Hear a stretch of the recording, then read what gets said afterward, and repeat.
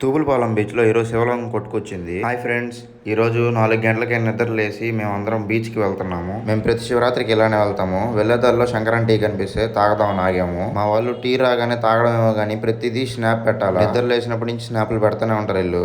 ఇంకా మా అల్లుడు దాంట్లో పెట్రోల్ లేదంటే ఇంకా రిలయన్స్ పెట్రోల్ బంక్ వచ్చి పెట్రోల్ పట్టించుకొని మళ్ళీ రిటర్న్ అయిపోయి ఇంకెక్కడ ఆగకుండా ఫాస్ట్గా అయితే వెళ్ళిపోతా ఉన్నాము.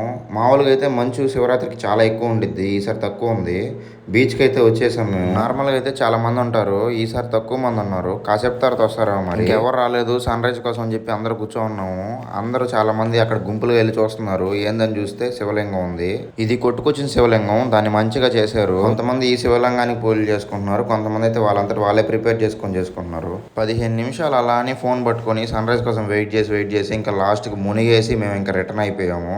మీలో ఎంతమంది ఈ శివరాత్రికి బీచ్కి వచ్చారో కామెంట్ చేయండి. అలానే సబ్స్క్రైబ్ చేసుకోండి, లైక్ చేయడం మర్చిపోకండి. Shivaratri full video